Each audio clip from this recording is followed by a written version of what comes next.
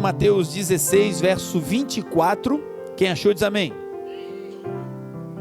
Se você não achou, temos aqui, tá?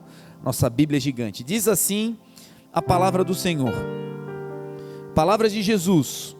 Então Jesus disse aos seus discípulos: se alguém quiser acompanhar-me, em outras traduções vai dizer: se alguém quiser vir após mim, negue-se a si mesmo, tome a sua cruz e siga-me.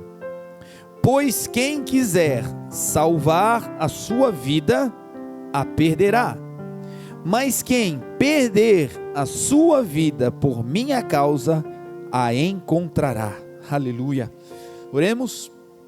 Pai, obrigado, Senhor, por uma manhã que o Senhor separou, por essa manhã, Senhor, em que o Senhor separou, para que nós, a sua igreja, possamos nos reunir, nos assentarmos e sermos ministrados por Ti. Senhor Jesus, é de verdade um privilégio sabermos que nós não andamos como ovelhas errantes, perdidas. Outrora estávamos assim, Senhor, mas hoje nós temos um pastor, Jesus Cristo. Tu és o pastor das nossas almas. Hoje nós temos um caminho, Tu és, Senhor, o nosso caminho. Hoje nós temos uma vida, Senhor, Tu és a nossa vida. E hoje nós andamos em uma verdade, Tu és, Senhor, a nossa verdade. Abençoa cada irmão, cada irmã, cada família que aqui chegou, e que ao descermos, Senhor, por essas escadas, possamos sair daqui transformados, melhorados, aprimorados e mais parecidos com o Teu Filho Jesus. Ajuda-me, Senhor, a ser um transmissor simples, sincero da Tua palavra, e que todos nós possamos ser encontrados nessa manhã como uma boa terra, que vai receber a poderosa semente da palavra de Deus e dar frutos e frutos que permaneçam. A Ti, Jesus, e somente a Ti, juntos nós Te damos toda a honra, toda a glória e todo o louvor, em nome de Jesus. Amém. Amém? Irmãos, nós vivemos em um tempo, e eu creio que talvez na história da humanidade nunca tivemos tão imergidos nas tecnologias, na velocidade em que a informação se propaga. Estamos vivendo em um tempo em que até a quantidade de informações e de coisas que recebemos, elas são tão velozes, e agora não é só a velocidade da informação, mas estamos vivendo uma crise de identidade na informação que recebemos. Estamos vivendo, eu creio que somos a primeira geração a viver o advento da inteligência artificial, e coisas que nós hoje vemos e ouvimos e lemos, por vezes não foram ditas.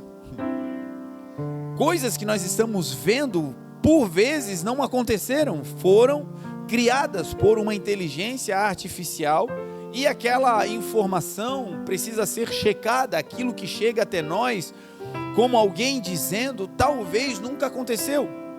Então antigamente se tinha dificuldade para saber o que acontecia, uma dificuldade para encontrar a informação. Lembro-me que quando era criança, e não faz muito tempo, porque sou jovem ainda, mas na minha rua tinha uma família que era diferente assim, financeiramente, economicamente, de todas as famílias da rua, e eles moravam na esquina da nossa rua, e a nossa rua era mais ou menos uma escala hierárquica financeira, os mais ricos na esquina, e aí a coisa ia ficando feia e ia morando mais para trás. A minha casa era uma bênção, a gente era a penúltima casa da rua, aleluia. E aí eu me lembro que essa família, apesar de ter uma condição financeira elevada, eles eram pessoas extremamente simples, e era uma família muito carismática. Eles eram uma família assim incrível, gente simples, gente do bem, que através do trabalho, do esforço, foram crescendo, mas o crescimento não roubou o seu coração, não roubou essa integridade. Eles eram pessoas incríveis. E eu me lembro que na nossa rua passava aquele que entregava jornal, a motinho que entregava jornal. A maioria aqui não sabe nem o que é jornal, impresso, mas existia isso. E como é que funcionava? Ele passava com uma sacola, atrás assim, e o jornal vinha enroladinho, e ele pegava e lançava o jornal para dentro da casa. E eu me lembro que quando ele passava na rua, ele não ia nunca até minha casa, porque assim, né? Quem recebia jornal era só o cara da esquina. Mas eu gostava do ato de ver ele lançando o jornal. Eu achava aquilo incrível. Meu Deus, que habilidade que ele tem, né? Porque na minha cabeça, ele lançava e caía assim, desarmado, na mesa do dono da casa. Na minha cabeça era assim, cabeça de criança. Depois eu fiz amizade, né, com os filhos da casa ali, e eu descobri que por vezes o jornal que ele lançava não era nem lido, porque o cachorro vinha e rasgava tudo, era uma tragédia. Mas o que me apaixonava naquilo? É que era um veículo pelo qual a informação chegava até eles. Pelo jornal, eles sabiam de coisas que não passava no jornal do almoço, por exemplo, não passava na televisão. Eram coisas que aconteciam em outras nações, em outros países, e que aquela família tinha acesso. Não era todo mundo que tinha acesso àquilo. Era algo diferenciado. E o tempo foi passando e o jornal hoje está praticamente, né, obsoleto. Existe ainda, mas não é mais a via que nós temos de acesso à informação. Hoje, né, nós temos os celulares, a gente tem os computadores e está tudo ali borbulhando na nossa tela. A nossa dificuldade hoje qual é? A nossa dificuldade não é ter acesso à informação, a nossa dificuldade é ter um filtro. É filtrar qual é a informação, primeiro, que é de verdade, que é verdadeira, que não é fake news, que não é uma notícia forjada para nos levar a uma tendência ou para a direita, ou para a esquerda, ou para um lado, ou para o outro. E depois de ter consciência daquela informação, nós termos discernimento sobre como nos portarmos diante daquilo que nós recebemos. Por que eu estou te dizendo tudo isso? Porque junto com a velocidade de informação surgiu algo que tem causado de alguma maneira um dano no meio da igreja, no meio das pessoas, no meio da comunidade, que é uma corrente que prega, que cita, que reverbera, que nós, seres humanos, nós somos dotados de capacidades que nos tornam invencíveis. Existe hoje uma corrente filosófica que trata o ser humano como aquele que pode realizar todas as coisas e que nós vamos viver de triunfo em triunfo, que nós vamos viver de vitória em vitória, que você vai viver dando glória e glória, porque a cada dia você vai ter uma nova vitória.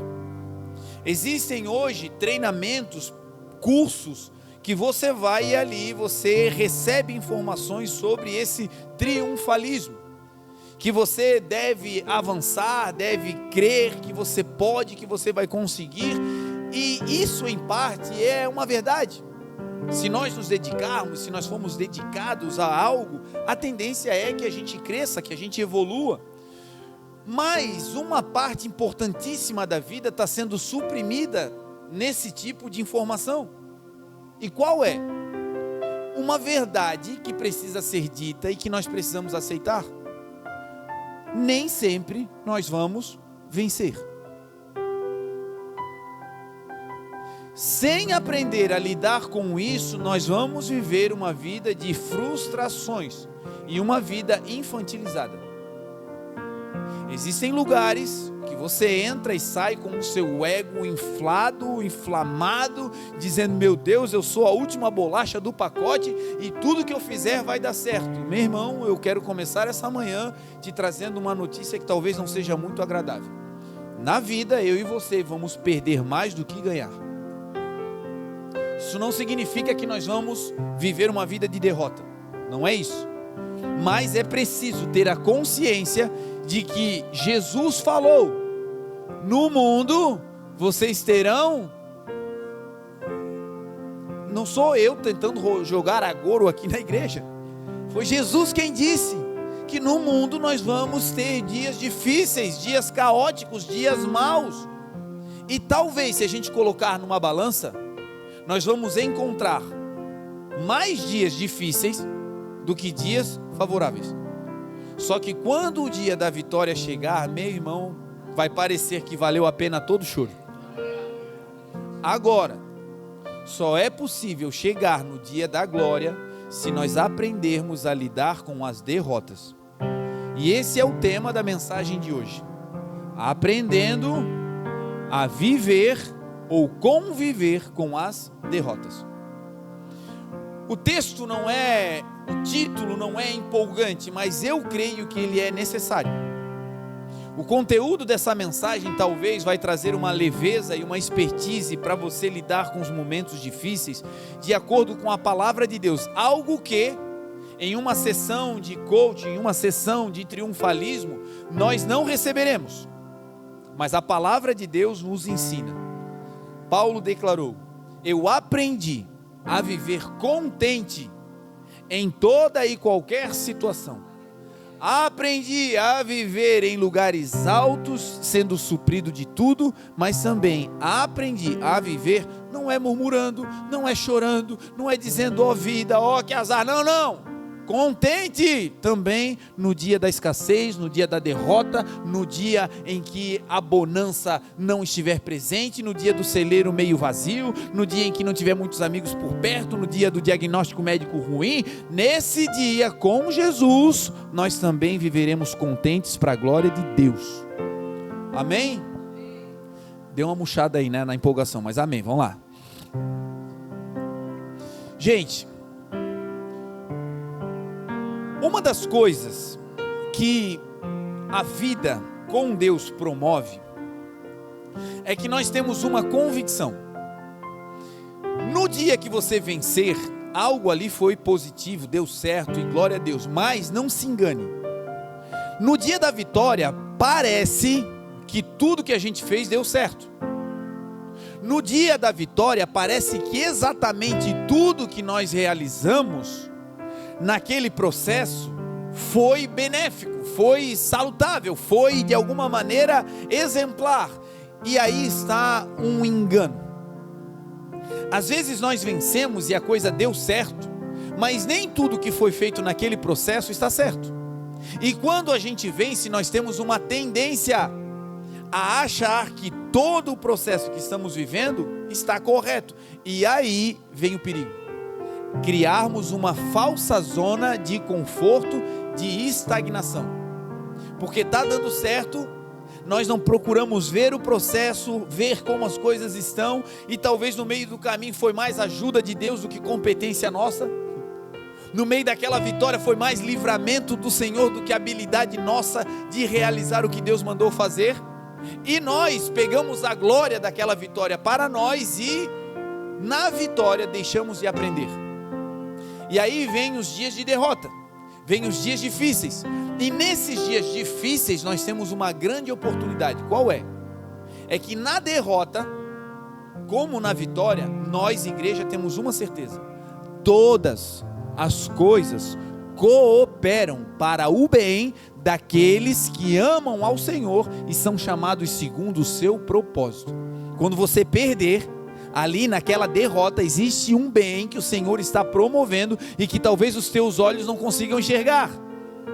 No dia da vitória também tem, porque a gente celebra, se alegre, mas lembre-se, eu vou investigar aqui para ver se tudo que eu fiz nesse processo está dando certo, foi bom, foi saudável, porque coisas podem ser melhoradas, aprimoradas, nós devemos crescer, mas quando der errado, meu irmão, não jogue o processo inteiro fora, porque tem ensino e coisas boas, benéficas, que o Senhor também vai te dar nesse dia mau. E talvez aqui hoje existam pessoas que estão passando por esse dia. Talvez aqui sentado hoje existam pessoas que estão passando por essa temporada. Uma temporada em que você está precisando sair dessa zona onde parece que o mundo está desabando, onde parece que a vitória não chega, parece que você está atravessando um período de uma sequência de derrotas. A mensagem de hoje é para que você extraia conhecimento, sabedoria, virtudes do alto, agregar coisas dessa situação que vão te fortalecer, e logo logo ali na frente Deus vai virar uma chave, vai abrir uma porta e você vai poder dizer: eu aprendi com aquela derrota e o Senhor mudou a minha história em nome de Jesus. Amém? Pois bem, nós precisamos conceituar o que é derrota. O que é uma derrota? Para alguns, derrota é sinônimo de fracasso definitivo. A pessoa, quando perde, ela encara a derrota como um fracasso definitivo. Ela diz: acabou, não tem mais jeito, nunca mais me levanto, não quero mais saber dessa área, eu não vou mais fazer isso. Enfim, ela trata aquela derrota que é momentânea como algo que é eterno. Então, para ela, a derrota está associada com fracasso.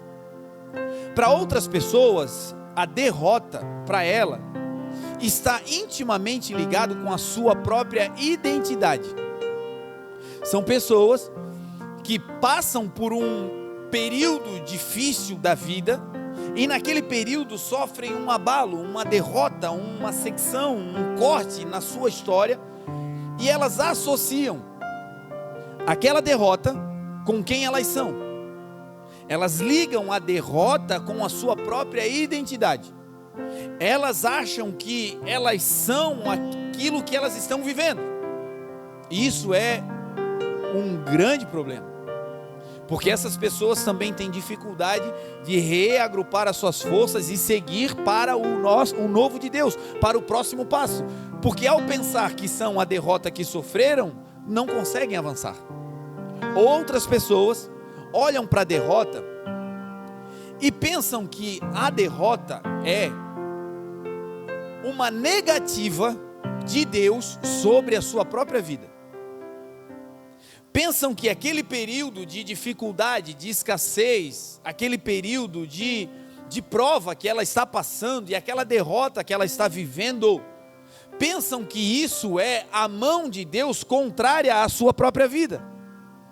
Transferem para Deus um sentimento como se Deus fosse o adversário. E eu quero te dar aqui uma notícia esclarecedora. De verdade, nós temos um adversário. Não se engane. Eu e você, quando aceitamos ao Senhor, nós entramos em um reino. E esse reino tem um rei. E esse rei tem um adversário que já foi vencido. Mas esse adversário existe. Esse adversário não é Deus. O inimigo é o adversário das nossas almas, diz a palavra. Deus é o Senhor do nosso exército. Deus é aquele que coopera conosco nas nossas batalhas. Deus não é aquele que está para nos vencer. Deus é aquele que está com a sua mão estendida para nos auxiliar a sair da derrota e vencer o nosso adversário. Então tire da sua mente que esse período de derrota, de escassez, de dificuldades é uma promoção de Deus. Não, meu irmão, Deus é a mão estendida que não está deixando você falecer no meio desse caos. Então o que é derrota? A palavra derrota no latim, ela significa rompimento. A palavra derrota surgiu da língua latina, do latim, que significa rompimento, quebra. Então, quando você sofre uma derrota, o que acontece no nosso interior, na nossa mente, é exatamente isso. A derrota é um rompimento. Você estava fluindo, seguindo, a coisa estava indo embora, mas de repente uma derrota acontece, e essa derrota é um rompimento. Essa derrota é uma quebra. Naquele ciclo de vitória, naquele ciclo de avanço, de ascensão, enfim, derrota é algo que secciona aquele trajeto, é um rompimento. A língua francesa pegou esse termo e talvez seja o que mais se aproxima do que Deus pensa sobre derrota. No francês, a palavra derrota ganhou uma conotação militar. A palavra derrota significa tirar da rota. A derrota é remover alguém da sua rota inicial. Então, o que acontece quando nós estamos lutando contra o nosso inimigo, nosso adversário, nas batalhas espirituais da vida? Quando uma derrota acontece, o que o inimigo tenta promover? ele tenta nos remover da rota original. Já viu que quando alguma coisa dá errado, não nós aqui, graças a Deus a gente não tem isso, mas quando algo acontece na nossa vida natural, a primeira coisa que passa na cabeça de alguns longe daqui é: não vou mais para a igreja, não busco mais a Deus. Aqui não tem, graças a Deus, aleluia. Mas existem por aí, em alguns momentos, alguns lugares, pessoas que, quando sofrem uma derrota, a primeira coisa que é abalada é a sua vida de comunhão com Deus. Por quê? Porque na derrota, ela é tirada da sua rota. E se nós encararmos as derrotas com essa clareza, vencer a batalha vai ficar muito mais fácil e muito mais leve, porque nós vamos entender que cada derrota é apenas uma tentativa do inimigo de nos remover da rota original, e que o caminho para a vitória não significa pegar uma rota alternativa, é apenas permanecer na rota, no caminho. E quem é o caminho? Quem é a verdade? Quem é a vida? Deus está dizendo: olha, na derrota faça uma coisa, comece assim, com esse entendimento. Se você está passando um período de derrota, o inimigo quer nos tirar da rota, e Deus está dizendo: o caminho que vai te levar à vitória não é outro, não é uma alternativa, não é um atalho. O caminho que vai te levar à vitória é o caminho original, e Jesus disse: eu sou o caminho, a verdade e a vida. Ninguém chega à vitória que é o Pai, a não ser por mim. Então pode ter derrota, mas nós vamos começar o mês de novembro fazendo entre nós uma aliança com Deus. Aconteça o que acontecer, nós não vamos nos desviar do caminho. Pode estar dando tudo certo, a casa pode estar caindo, mas nós permaneceremos no caminho. E lá no final, quando chegar a ceia de dezembro, a gente vai olhar para trás e vai dizer: olha, teve pedrada, teve derrota, meu Deus, mas é o seguinte, nós permanecemos no caminho, e aquele que começou a boa obra no caminho em nós, haverá de completá-la até a vinda de Cristo Jesus. Aleluia! Então, o conceito de derrota é nos tirar do caminho, é nos remover desse ambiente. Agora, existem 3 lições que nós precisamos aprender com Deus sobre como vencer na derrota, sobre como aprender a de verdade perder, aceitar a derrota com dignidade, e não fechar o coração, e não fazer um biquinho, e não dizer tudo se acabou e eu não quero mais. Não, com maturidade, aceitar aquela derrota e reagrupar as suas forças e partir para a próxima batalha, porque talvez é só isso que está faltando. Você já está num lugar onde o jogo já está meio que pendendo para o adversário, você já está num lugar onde a situação já está difícil, e Deus está te dizendo: olha, aprenda a conviver com esse momento de dor, de dificuldade, de derrota, sem sair da rota, porque se você fizer isso, lá na frente, essa chave vai virar, algo vai acontecer. Então o Senhor quer nos dar 3 ensinos para que a gente aprenda não a gostar de perder, não a gostar da derrota. Não é apologia a isso, mas é vencer as derrotas. Então vamos lá, lição número 1. Na derrota, o inimigo vai tentar botar em mim e em você um rótulo. Quando você estiver perdendo uma batalha, quando você estiver sofrendo uma derrota, a primeira coisa que o inimigo vai tentar fazer é colocar em nós um título que não é nosso.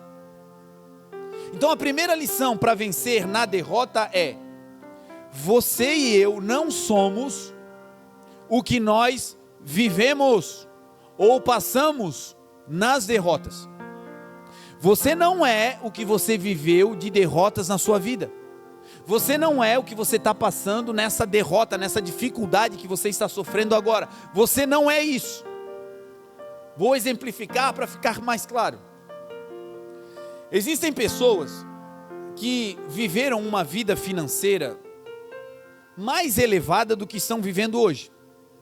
Gente que já foi um empresário, uma empresária, um profissional liberal, que teve um momento na sua carreira mais elevado do que está vivendo agora.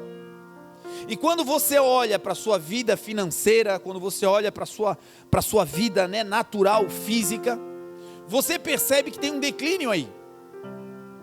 Talvez você passou por quebras. A empresa que você tinha, o empreendimento que você tinha, de alguma maneira não progrediu, algo aconteceu e uma falência aconteceu ali. Algumas pessoas passaram por isso, não é na vida empresarial, mas na vida ministerial. Estavam fluindo, avançando, mas algo aconteceu e Deus permitiu que uma derrota momentânea acontecesse, e aquele ministério e aquela área que elas estavam atuando para Deus fechou. Um ciclo ali terminou. E para essas pessoas, essa foi uma derrota difícil de lidar, ou está sendo. Agora deixa eu te dizer, não é porque você participou ou viveu uma falência, uma quebra, que você é um falido. Você viveu uma falência, você viveu uma quebra econômica, mas você não é quebrado e você não é um falido. Você é filho do Deus Altíssimo, e todas as coisas são possíveis àqueles que creem em Deus. Você não é o que você passou. E se você ainda não passou, em nome de Jesus, você vai passar com dignidade, com hombridade, com o coração conectado no Senhor e humildemente dizendo: Senhor, hoje eu estou no pó, mas eu sei, como Jó declarou, eu sei que o meu Redentor vive e que por fim ele se levantará sobre a terra. Ainda que os montes se abalem, eu sei em quem eu tenho crido. Então você não é, meu irmão, um falido. Você passou por um processo de falência, você passou por um processo de quebra, mas você não é um quebrado em nome de Jesus. Algumas pessoas passaram por uma derrota emocional. Pessoas que tiveram um casamento duradouro, que tiveram um relacionamento de anos, que em um determinado momento da vida foi até exemplo para a família, para alguns à sua volta. Em algum momento algo aconteceu e o casamento faliu. A relação, por um lado ou por outro, acabou. E essa ruptura de verdade foi para você, para o ambiente familiar, uma derrota.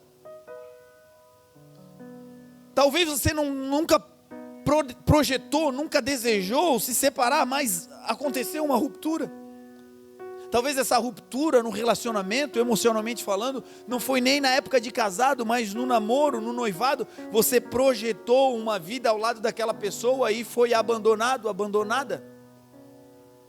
Algumas pessoas carregam um abandono, não é do marido, da esposa, mas é um abandono de filhos. Ajudou, cuidou, investiu, mas do nada algo acontece e aquele menino, aquela menina que era para honrar, agora o coração virou e ela abandonou, se esqueceu. E você está vivendo ou viveu uma derrota nesse lugar. Algumas pessoas vieram de famílias disfuncionais, pessoas que nasceram em um ambiente conturbado, disfuncional, gente que o pai e a mãe, que deveriam ser a referência de proteção, de carinho, de zelo, foram aqueles que de alguma maneira agrediram, violentaram. E existem pessoas que hoje ainda não conseguem se levantar e abrir as asas e voar como uma águia, que foi para isso que o Senhor te chamou, por conta desse abandono, lá na tenridade, uma derrota. Agora, o primeiro conceito para vencer na derrota é: você não é o que você passou. Você sofreu um abandono, mas você não é um abandonado. Sobre a sua vida existe um Pai, o Pai Celestial, que cuidou de você. E a manutenção da sua vida é a prova cabal de que você não foi abandonado pelo Pai Celestial. Foi Deus quem disse: ainda que uma mãe se esqueça de um filho que amamenta, o Senhor, o nosso Deus, jamais se esquecerá de nós. Então os homens, nós podemos abandonar, mas o Senhor jamais nos abandona. Então você não é um abandonado em nome de Jesus. Algumas pessoas sofreram derrotas nas suas carreiras. Gente que tinha uma vida profissional ilibada, onde gozava de uma boa fama no ambiente de trabalho, e de repente coisas mudaram na empresa e naquele setor, um corte aconteceu e de repente você foi retirado do seu emprego e, enfim, você se sente como um derrotado. Você tinha um bom currículo, uma boa história dentro da empresa, mas de repente algo se moveu, problemas começaram a acontecer e você entrou nesse lugar onde você foi de alguma maneira cortado da sua ligação com a empresa. Outras pessoas não foram cortadas do quadro de funcionários, mas a derrota que sofreram ou que sofrem hoje é porque estão passando por processos seletivos onde elas não são aprovadas. Você está estudando, se qualificando, fazendo entrevistas, tentando, batendo em portas, mas quando chega a hora de se efetivar, de te chamar, quando o resultado vem, o resultado é negativo, você não passou. E isso é de verdade uma derrota e vai acontecer muitas vezes na vida, e o segredo está em saber lidar com elas. Então o primeiro princípio também serve para você. Você não é aquilo que você passou ou que está passando. De alguma maneira você não se habilitou ali, não conseguiu acessar aquele cargo naquele momento, naquela hora, ou foi cortado de uma empresa. Deixa eu te dizer, não é porque você não acessou um lugar, não passou em um processo seletivo, ou foi cortado de um ambiente de trabalho, que você é um incapaz. Você continua tendo as habilidades que Deus te deu, você continua sendo filho de Deus, e Deus tem um plano excelente para a sua vida, e esse mês de novembro vai ser uma prova de que o melhor de Deus ainda está por vir, que as coisas velhas vão ficar para trás, e que no Senhor tudo se fará novo para a glória de Deus. Você é uma bênção em nome de Jesus. Então o primeiro passo é: eu não sou o que eu passei, e acabou. Eu sou o que a Bíblia diz que eu sou, em Cristo Jesus, mais do que vencedor. E isso é a verdade sobre a minha vida. Nós vamos ver homens de Deus que tiveram as suas vidas transformadas e fizeram grandes feitos exatamente por saber lidar com a derrota. Nós vamos ver um dia em que Paulo e Barnabé, eles estão em uma cidade, e eles estão pregando essa palavra, eles estão em Icônio, pregando a palavra de Deus. E quando eles estão ali, naquela região de Derbe, de Listra, eles estão ali pregando a palavra. E o texto diz que quando eles pregavam a palavra, Deus fazia sinais extraordinários enquanto eles pregavam. Agora perceba, homens de Deus pregando a palavra e milagres acontecendo. Qual deveria ser o resultado disso? Aplausos, afago, tranquilidade, gozar de boa fama, ser aplaudido pelaquela cidade. Mas você vai ver que nesse momento de maior êxito, Paulo sofreu a maior derrota da sua existência. O texto diz que enquanto eles pregavam, ele viu um homem que não podia andar. E quando ele viu aquele homem que não podia andar, Paulo olhou para o coração daquele homem. E ele viu que aquele homem tinha fé para ser curado. E aí então Paulo libera uma palavra sobre esse homem. Ele tinha dificuldade para andar, nunca tinha andado, diz o texto. E Paulo então libera uma palavra e diz: olha, seja curado em nome de Jesus. E aquele homem salta. Era um homem que nunca andou na vida. Debaixo da palavra de Jesus, da palavra de Deus, da boca de Paulo, Paulo libera a palavra, e a palavra entra naquele homem, e aquele homem que nunca andou na vida se coloca de pé. Uau! Deus tem poder para colocar coisas de pé que estão caídas na minha e na sua vida hoje com essa palavra. Coisas que passou o ano todo e a gente está dizendo: meu Deus, não vai dar, vou parcelar para o ano que vem, já era. Não! Deus está te animando e dizendo: ei, eu posso fazer hoje, eu posso fazer agora, eu posso fazer já. E se não fizer, nós vamos subtrair tudo que a gente pode da derrota, para que quando a vitória iminente chegar, nós possamos estar firmes nesse lugar. O texto diz que Paulo libera a palavra, esse homem fica de pé, e sabe qual foi o resultado disso? O texto diz que as pessoas começaram a ir pegar coisas para sacrificar aos seus ídolos, dizendo: olha, os deuses que nós adoramos aqui na terra, eles desceram do céu em forma humana e agora estão se movendo entre nós. Disseram que Paulo e Barnabé eram deuses deles, e começaram a trazer animais para matar na frente de Paulo e Barnabé, para sacrificar aos ídolos. Olha que doideira. Tem gente olhando assim: está escrito isso, bispo? Está escrito, vai lá em Atos, você vai ver, está escrito Atos 10, você vai pegar isso aí.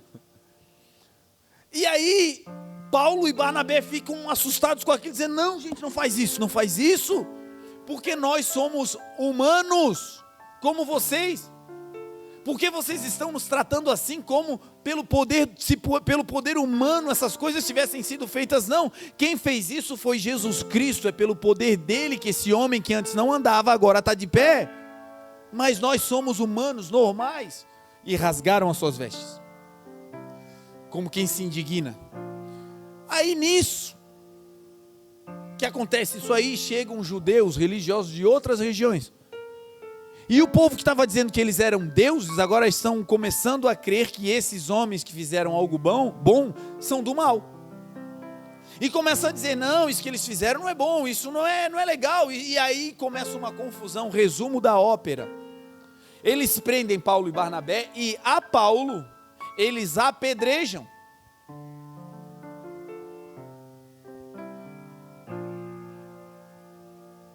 Meu Deus, eu limpei a casa, deixei tudo certinho, esse abençoado chega e nem para reconhecer. Meu Deus, eu trabalhei, e meu patrão chega aqui, nem um elogio, sempre com essa cara feia.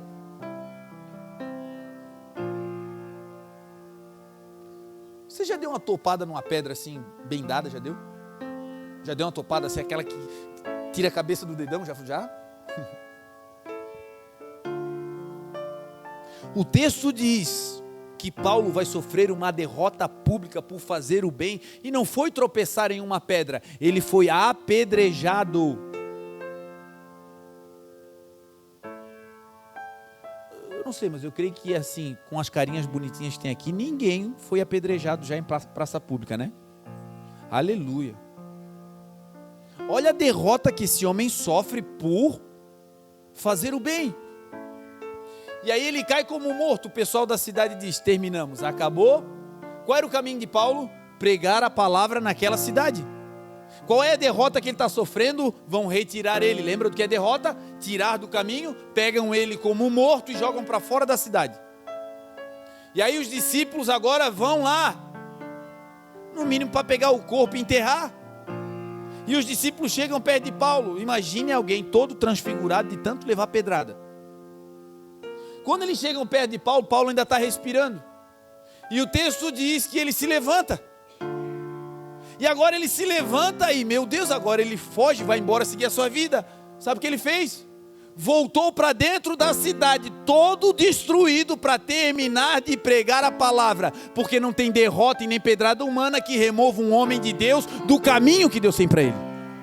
Você e a sua casa vão ser abençoados e acabou. Você e a sua casa vão servir ao Senhor e acabou. Nós viveremos e comeremos o melhor dessa terra e acabou. É o que diz a palavra. Então, se você está num período de derrota, em nome de Jesus, reagrupe as suas forças, reanime-se, sacode a poeira e vamos para cima em nome de Jesus. Novembro será um mês de vitória para a glória de Deus. Agora, até chegar a vitória, vai ter derrota, vai ter, mas essas derrotas não vão nos tirar do caminho em nome de Jesus. Se olharmos para Jesus, nós vamos ver Jesus dando aula o tempo inteiro sobre vencer na derrota. Jesus é o exemplo, a vida de Jesus é o exemplo de quem aprendeu a perder. Jesus perdeu a sua vida para que hoje eu e você tivéssemos a vida eterna. Jesus não achou que ser igual a Deus era algo que ele deveria apegar-se, mas esvaziando-se a si mesmo, desceu, se tornou semelhante aos homens e achado na forma humana, foi obediente até a morte. Jesus não se levantou vivo ainda para dizer: galera, estou aqui, não. Foi até a última gota de sangue, e o Espírito de Deus teve que entrar naquela cova para ressuscitar Jesus. Não foi ele que voltou para a vida como Paulo estava quase morto e voltou, não. A Bíblia diz que assim como Cristo ressuscitou dentre os mortos pela glória do Pai, foi a glória de Deus que desceu lá para ressuscitar Jesus. Assim também nós, igreja, vivamos em novidade de vida. Essa derrota não vai acabar com você, essa derrota não vai destruir, essa derrota é um pequeno capítulo de uma história de vitória que vai acontecer em nome de Jesus. com Jesus. Nós vamos ver o Senhor Jesus passando por momentos em que Ele deliberadamente decidia perder. Jesus passando por coisas que a gente olha e diz, meu Deus, com uma palavra Ele poderia ter mudado toda a história.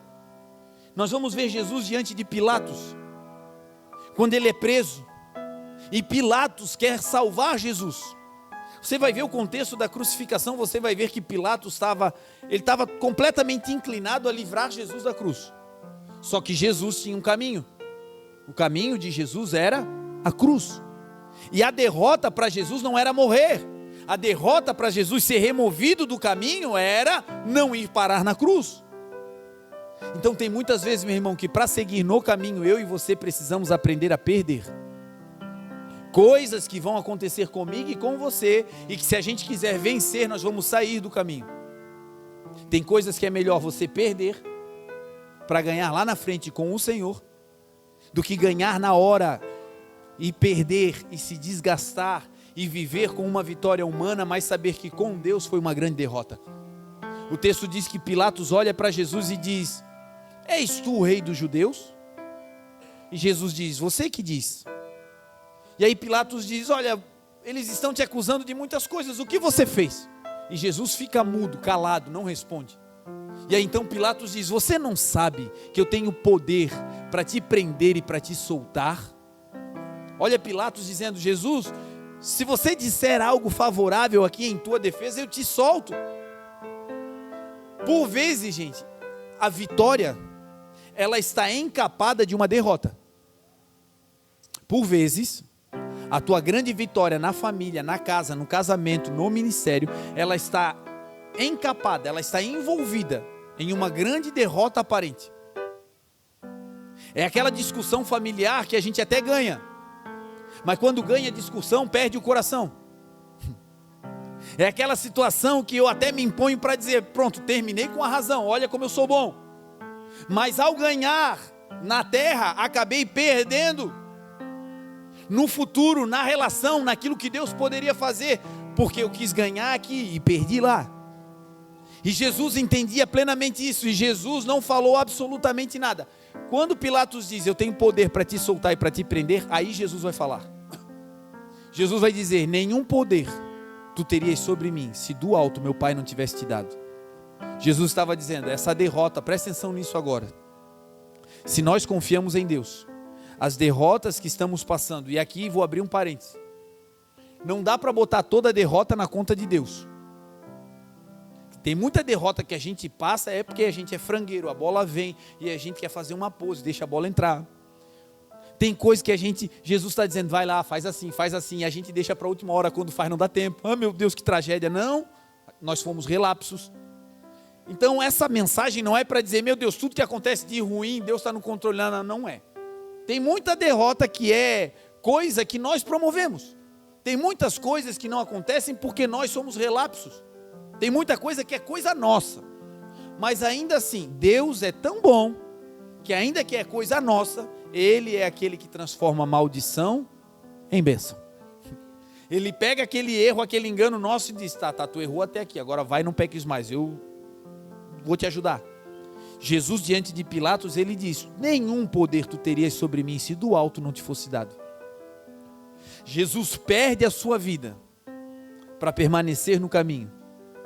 E a Bíblia diz que hoje Jesus tem um nome, que está acima de todo nome. Você sabia que tem derrotas que vão elevando o teu nome? Tem coisas que você está passando e que você diz, meu Deus, o que estão pensando de mim? Meu Deus, que vergonha. Meu Deus, que vergonha. O carrinho que eu estou andando agora perto do carro que eu andava. Meu Deus, que vergonha. O lugarzinho que eu estou comendo agora perto do que eu comi. Meu Deus, que vergonha. Não vou nem trazer eles aqui em casa porque, meu Deus, que vergonha. E Deus, os céus e as pessoas à sua volta, os que te amam, estão olhando e dizendo, cara, que fibra ela tem. Meu Deus, que homem de garra ele é, que integridade no meio desse caos. Talvez se fosse eu, já tinha endoidado. E no meio dessa derrota você está pregando, e essa derrota momentânea está sendo uma grande vitória para o Evangelho. Então não pare em nome de Jesus. Siga nesse caminho, porque no final vai dar certo. Deus está conosco. Essa mensagem é uma mensagem profética. Entenda, vão ter derrotas, mas quando a derrota começar, lembre-se, essa derrota não vai nos tirar da rota em nome de Jesus. Segundo ensino, para nós terminarmos aqui, irmos para a ceia. Nós estou no começo da mensagem, mas nós vamos terminar nesse ponto aqui. Os irmãos que vão passar a ceia já podem se preparar. O segundo conceito: na derrota, os céus revelam quem nós somos. Você sabia que tem coisas que a gente pensa ao nosso respeito que estão completamente equivocadas?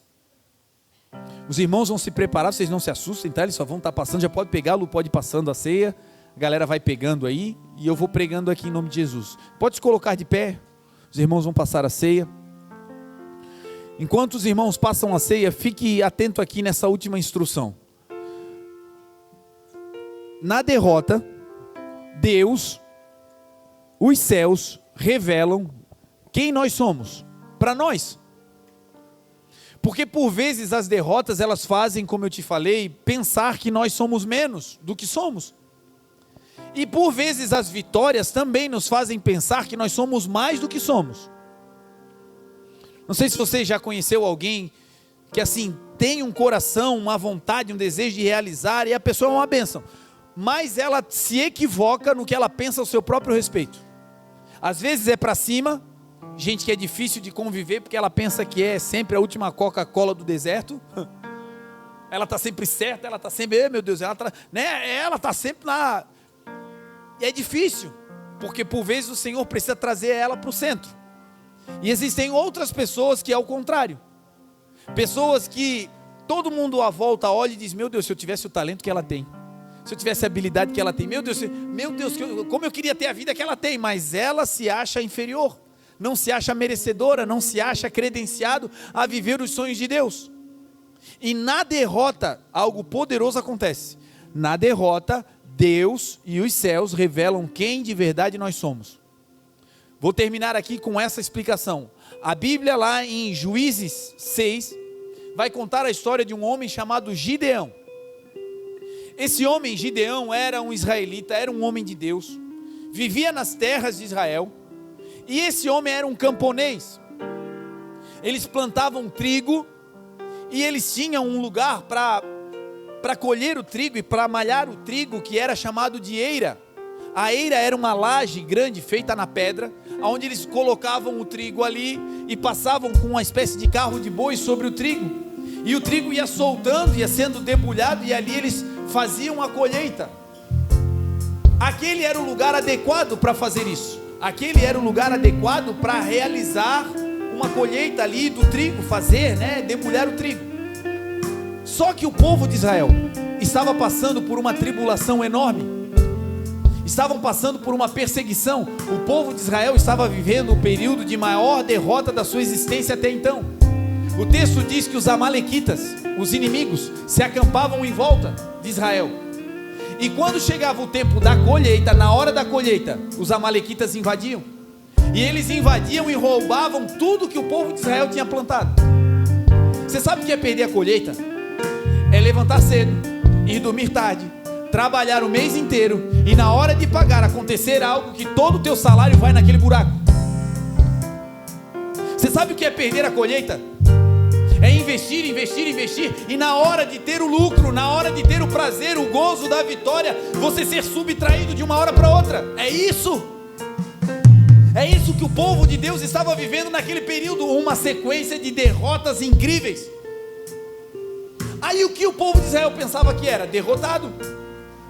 Aí vem Deus, o texto diz que Gideão, esse homem, que deveria malhar o trigo na eira, ele estava dentro de um lagar. Lagar é um buraco feito na pedra para prensar uvas. Se prensa uvas em um lugar, ela corre por uma canaleta e cai dentro desse buraco, e lá eles pisam a uva. Esse homem está escondido dentro de um buraco, malhando o trigo que era para ser feito numa eira, num lugar adequado, dentro de um buraco, dentro de um lagar. Sabe por que ele está ali? Porque ele está com medo dos inimigos. Ele está ali com medo de o pouquinho que ele tem ser levado embora, ser roubado, e ele está nessa condição. Aí agora, presta atenção, a nação está sendo saqueada e roubada, derrota. O povo de Israel está sendo subjugado, roubado, e na guerra está sendo vencido, derrota. Esse homem tem um pouquinho de alimento, mas não pode botar a cabeça para fora do buraco, não pode aparecer, porque os inimigos estão prestes ali para roubar e matar. Derrota. Aí no meio da derrota, Deus manda uma mensagem. No meio do caos, Deus manda um anjo. E o anjo chega na beira do buraco e olha para Gideão. Derrota, derrota, derrota. Agora olha o que o céu vai dizer para ele: Gideão, tu és um valente guerreiro, varão, um valoroso. Gideão olha para o anjo e diz: eu? Como? Se a nossa nação está perdendo os frutos?